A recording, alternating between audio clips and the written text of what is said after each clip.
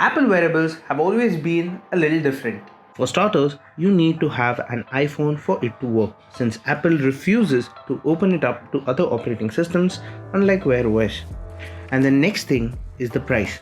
It is more expensive than some of the other wearables out there in the market.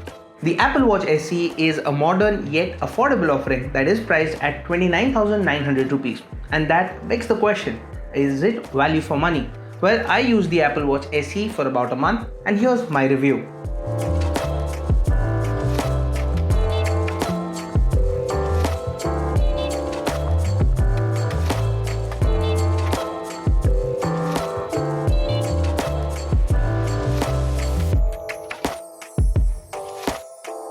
Now let's talk about the Apple Watch SE and my experience with it. You see, I've been an Android user and have been using Android wearables since the time it was called Android Wear, which brings me to the Apple Watch SE. Now I have been using this for a month and well, the experience has been very good and it is polished in terms of both hardware as well as software. And coming back to the question again, is it value for money? Well, I will say that the Apple Watch SE offers the maximum amount of value of all the other Apple Watches that are currently in the market. Well, here's why. Currently, you get to choose between 3 Apple Watches. The first one being the Apple Watch Series 3, which is old, has a dated hardware, and the smaller size means a smaller battery. Then there's the Apple Watch Series 6, which is the best of the best, but it starts at a steep price of 40,900 rupees. And this brings me to the Apple Watch SE, which sits between the two models and offers the best of both at a reasonable price. The design of the Apple Watch has more or less remained the same since the very first model. It doesn't look like a traditional watch with a circular dial, and if you don't like the square shape, then there isn't much choice here. But when you look beyond the shape, that's when you are bombarded with options. You can choose the size of the watch, color of the dial, as well as the strap, style and material. You can also choose between a GPS only or an LTE model. The Apple Watch SE features an LTPO OLED display that produces fantastic blacks, making it very hard to distinguish the bezel around it. I also found it to be bright enough under direct sunlight, and there is an Ion X strengthened glass on top for protection as well. Apart from this, the aluminum case feels premium and the digital crown makes it convenient to navigate. Apple also uses its Taptic engine to produce vibrations when using the digital crown that simulates a mechanical feedback. There is one more button on the watch for switching between apps and a speaker that lets you take calls on the Watch SE itself and for Siri to reply back to your queries. Now that I've given you a proper physical overview of the Apple Watch SE, let's deep dive into the software. But before I do that, I want you to subscribe to the Gadgets360 YouTube channel and click on that bell icon so that you're the first to know when we upload a new video. So let's continue.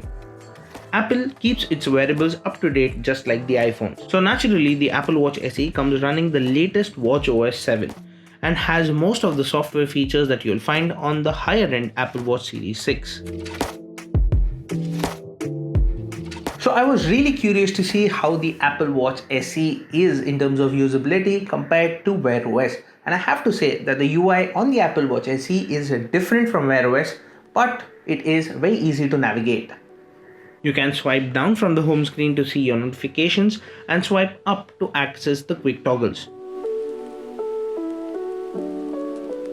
To access your installed apps, you'll need to press down on the digital crown, and for multitasking, there's a button below the digital crown just for that.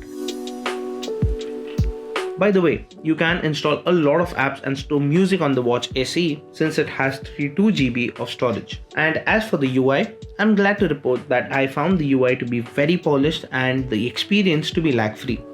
Haptic alerts from an incoming call or message were strong enough to grab my attention, and Apple also uses the Taptic engine for its Breathe and Workout apps, which is nice. With the Apple Watch SE, I could reply to incoming notifications using dictation or by scribbling one character at a time on the screen. I could also reply to incoming SMSs and WhatsApp messages, but I couldn't reply to emails using the Outlook app. This could be a limitation of the app not having support for the Apple Watch. But beyond the UI, the apps and the multitasking, let's get to what the Apple Watch is really known for. Its fitness tracking ability. Well, I think that it fares really well when it comes to fitness tracking. Hear me out. Workout, steps, and distance tracking were near accurate on the Watch SE, which is impressive. So if you are a fitness enthusiast wanting to keep a track of your routine, the Watch SE is a perfect companion. Heart rate tracking was accurate as well, and the Watch SE could detect changes very quickly. Sleep tracking is something that was recently introduced to the Apple Watch, and while the SE does record sleep tracking accurately, it does not display detailed information like light, deep, and REM sleep, like most other wearables do. Moving on, I had the LTE variant of the Apple Watch SE and it accepts eSIMs from operators such as Vi, Jio as well as Airtel.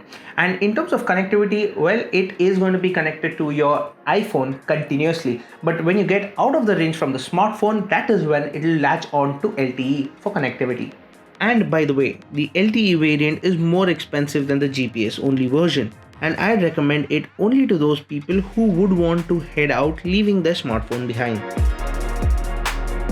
Apart from this, paired with the iPhone or on its own in the case of the LTE model, you will be able to take calls on the Apple Watch SE, but you'll need to keep it close to your face, like this. Which brings me to the speaker volume, which is adequate, but there were times when I had to ask my callers to repeat what they just said. The mic on the Watch SE works decently, but my callers could recognize that I wasn't talking to them using my phone. So by now, I have offered my case that the Apple Watch SE offers both form as well as function. But what about battery life? During this review period, the Apple Watch SE lasted me for a day and a half on a single charge with my usage. The LTE enabled, I did notice a slightly lower runtime, with the watch managing just over a day before needing to be plugged in. As for charging speeds, it takes over 2 hours to charge the Apple Watch completely, which is slow. So should you buy an Apple Watch SE? I would say the Apple Watch SE is a lot like the Apple Watch Series 5. I know it's missing a few features, but the price is also a lot lower. And I really feel the lower price is what makes the Apple Watch SE appealing, since it offers better value for your money. If you have been using an Apple Watch Series 4 or a Series 5, this isn't for you. The Series 6 would be a better upgrade. However, if you are a first-time user or are using an Apple Watch Series 3 or older, the Apple Watch SE might just be the right fit. Also, for anyone wondering if it is worth paying a premium over the Apple Watch Series 3, well, it totally is. And that was my review of the Apple Watch SE. Now, what do you think about the smartwatch? Let me know that in the comments down below. And as always, for all things tech, stay tuned to Gadgets360.com.